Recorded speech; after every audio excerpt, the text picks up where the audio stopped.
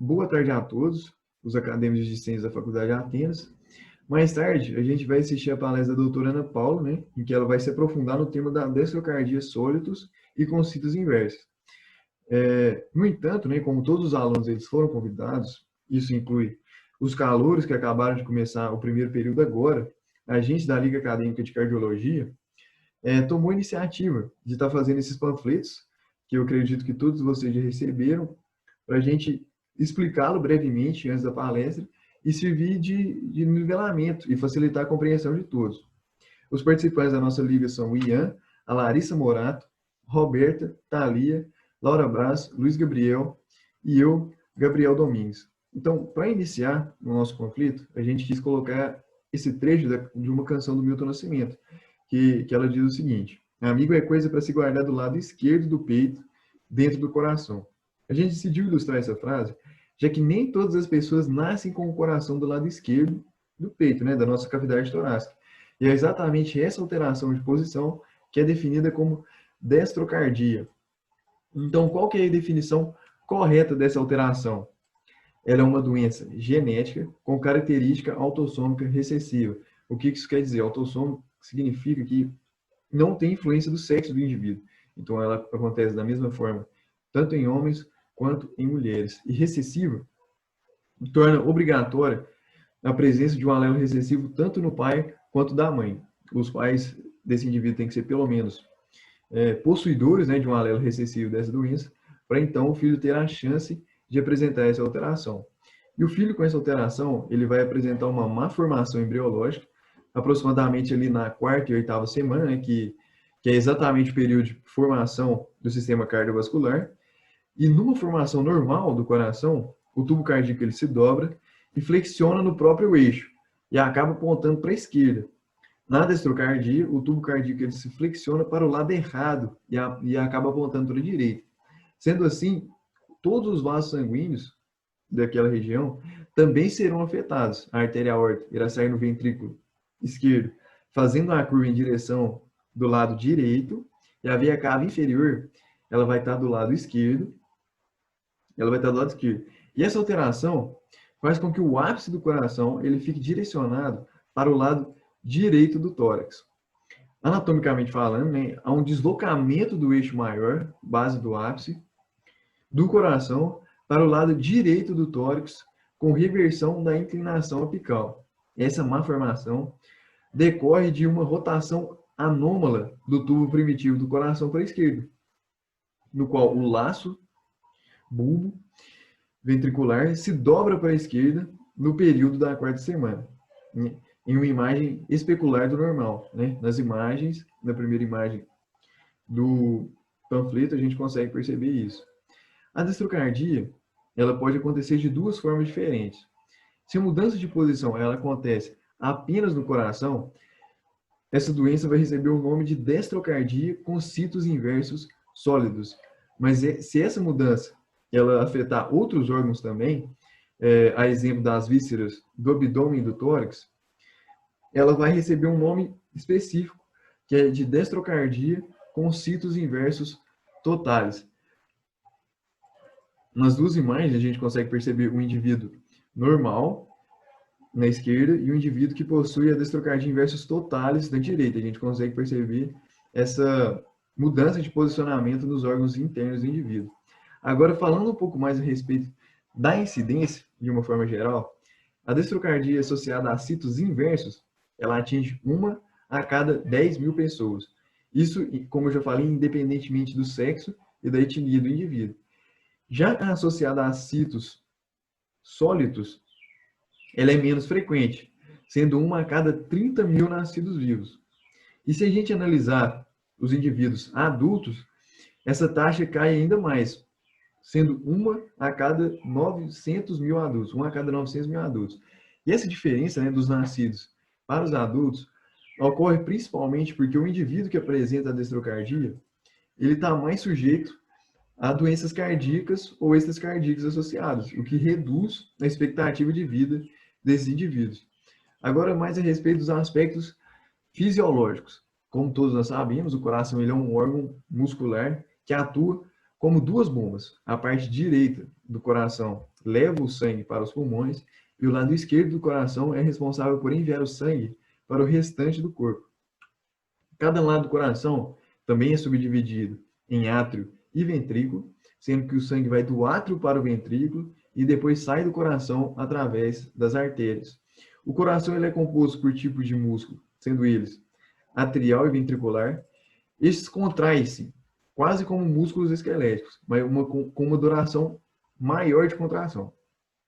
Outro fator importante é o ciclo cardíaco. Ele ocorre do início de um batimento até o início do próximo.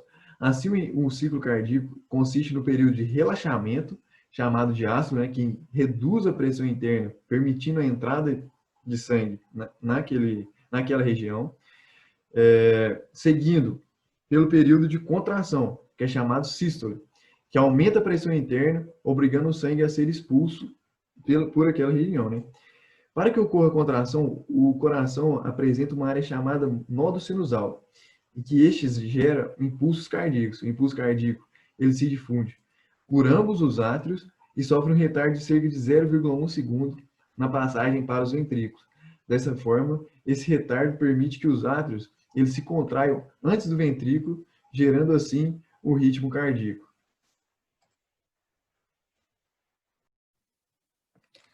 As estruturas internas ou externas apresentam alterações anatômicas? Então, o tipo de dextrocardia é descrito de acordo com os citos. Os citos indicam não só a posição atrial, mas também a posição dos órgãos abdominais e torácicos. Nessa primeira imagem, a gente vê os citos sólitos, que é quando os órgãos estão todos na sua posição normal. Na posição normal, o coração ele se localiza posterior ao externo, entre a segunda e a sexta costela e entre a nona e a quinta vértebra torácica. Ele não se posiciona retinho dentro da cavidade do mediastino. Ele sofre uma inclinação de aproximadamente 40 graus. Ele se posiciona obliquamente da direita para a esquerda, formando um ângulo de aproximadamente 40 graus. Além disso, é importante lembrar também que o coração normal apresenta 2 átrios, um direito e um esquerdo, e 2 ventrículos, também direito e esquerdo. Já nessa segunda imagem, está representado os citos sólitos com dextrocardia. O que significa? Todos os órgãos da cavidade abdominal e torácica estão na sua posição normal, a gente pode comparar aqui, tá vendo? Não mudou nada. Porém, o coração está espelhado. Ao invés do ângulo dele estar direcionado para a esquerda, ele está espelhado para o lado direito. O ápice dele está voltado para o lado direito. O ápice é essa pontinha do coração. Então, esse é o caso da dextrocardia com citos sólidos. Já nessa terceira imagem, o que a gente observa é que, além do coração estar voltado para o lado direito, todos os órgãos também estão espelhados. Olha, compara. É como se fosse um espelho mesmo. Os órgãos da cavidade torácica e abdominal estão todos espelhados, além do coração.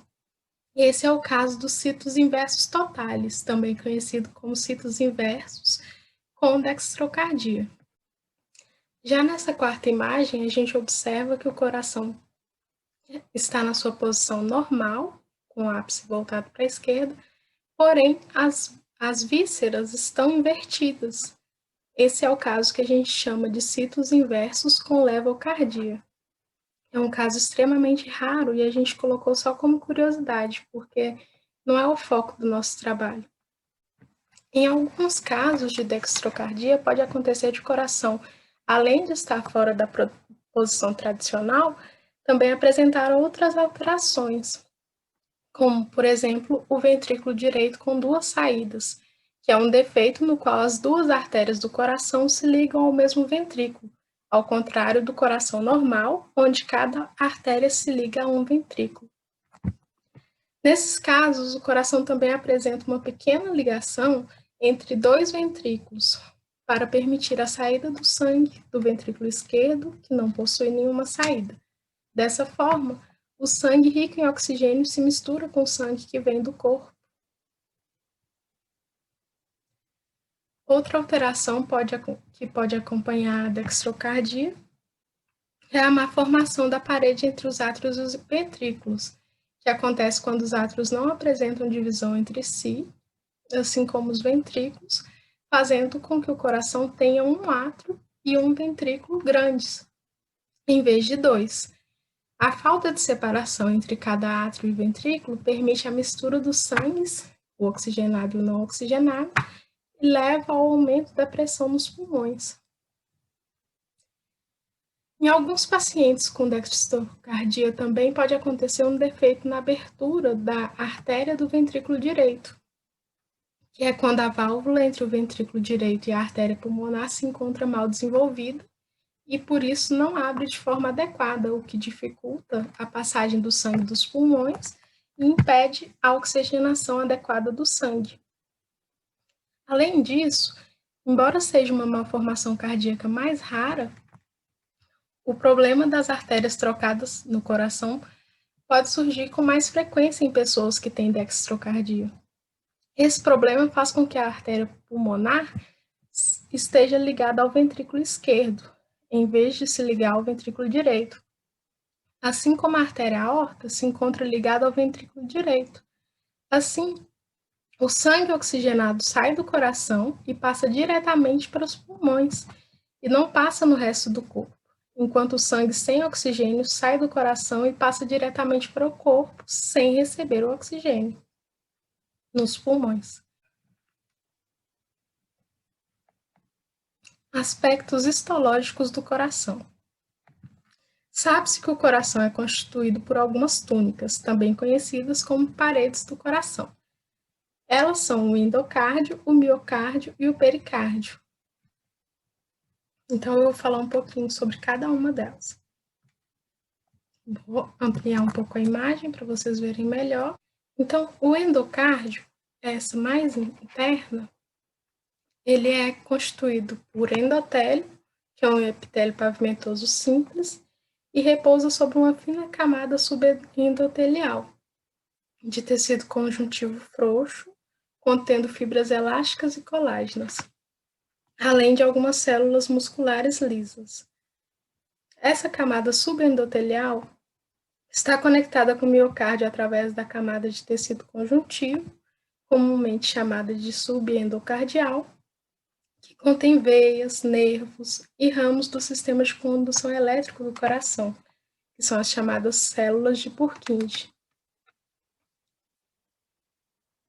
Já o miocárdio, que é essa parede aqui, é a parede mais espessa do coração e é constituído por células musculares cardíacas organizadas em camadas, envolvendo as camadas do coração como as câmaras do coração como uma espiral. Grande parte dessas camadas se insere no esqueleto cardíaco fibroso. O epicárdio recobre o coração e os grandes vasos, enquanto a lâmina parietal reveste a superfície interna do pericárdio fibroso. Entre esses dois folhetos, aqui nessa região, existe uma pequena quantidade de fluido que atua facilitando a movimentação do coração. Pericárdio fibroso é a camada mais externa, como vocês podem ver aqui. E essa camada é formada por um resistente tecido conjuntivo denso modelado que é rico em colágeno. A doença é uma anomalia ou uma variação anatômica? Primeiramente, eu acho importante vocês entenderem o significado desses dois termos. Em anatomia, a gente caracteriza como variação anatômica sempre que um indivíduo tem uma característica anatômica que é diferente da mais encontrada na população geral, da mais comum, porém essa diferença não influencia na vida dele, não traz impactos, não traz prejuízos, ele consegue levar uma vida absolutamente normal. Então, a gente classifica isso como variação anatômica. Já no caso da anomalia, é um termo que a anatomia usa para se referir há quando o indivíduo apresenta uma diferença do comum, porém essa diferença traz prejuízos para a vida dele, prejuízos para a função daquele órgão que apresenta essa diferença, e só que esses prejuízos não podem ser incompatíveis com a vida, porque se os prejuízos forem incompatíveis com a vida, já não é classificado como anomalia, e sim como monstruosidade ou teratogenia. Então, agora que vocês já entenderam melhor sobre isso, a gente pode falar sobre a dextrocardia especificamente. Ela, associada com citos sólidos, é classificada como anomalia e possui um quadro clínico sintomático, podendo evoluir com diversas complicações. Por outro lado, ela, associada com citos inversos, é tida como variação anatômica, pois o quadro geralmente é assintomático, só aumenta o risco de desenvolver outras patologias. O diagnóstico da dextrocardia pode ser feito através de um exame, por exemplo, quando o médico ausculta o coração do paciente e ouve os sons do lado contrário. A partir daí, ele já pode desconfiar de dextrocardia. Para confirmar, é bom ele pedir uns exames de imagem, seja radiografia, tomografia, ultrassonografia, existem várias opções para confirmar a posição dos órgãos, tanto o coração quanto os órgãos da cavidade torácica e abdominal. O tratamento da dextrocardia é mais voltado para as consequências. Por exemplo, na dextrocardia com citos inversos totais, quando o paciente se apresenta assintomático, muitas vezes não é necessário nenhum tipo de tratamento. Já se a dextrocardia causar alguma obstrução ou vier acompanhada de alguma outra malformação, essa obstrução ou malformação pode ser corrigida cirurgicamente. Também no caso do baço não funcionar corretamente ou estar ausente nesse paciente, pode ser necessário o tratamento contínuo com antibióticos para evitar infecções. O prognóstico dessa doença varia, porque alguns pacientes com dextrocardia isolada podem ter uma vida normal e outros podem apresentar complicações por toda a vida. Já no caso dos citos inversos totais, geralmente eles são assintomáticos, mas pode acontecer dessa condição ser acompanhada de outros problemas, malformações, como eu já descrevi na nossa apresentação, e outras questões em relação à pessoa com citos inversos totais, é a dificuldade no transplante de órgãos, bem como erros no diagnóstico de condições clínicas comuns. Em relação ao transplante de órgãos, o que acontece? O paciente com citos inversos provavelmente vai receber órgãos de um paciente sem essa condição, porque é uma condição rara, então não vai encontrar sempre um paciente com citos inversos para doar para o outro. O mais comum é que ele receba órgãos de uma pessoa com os citos sólidos, né? Com a posição dos órgãos normal.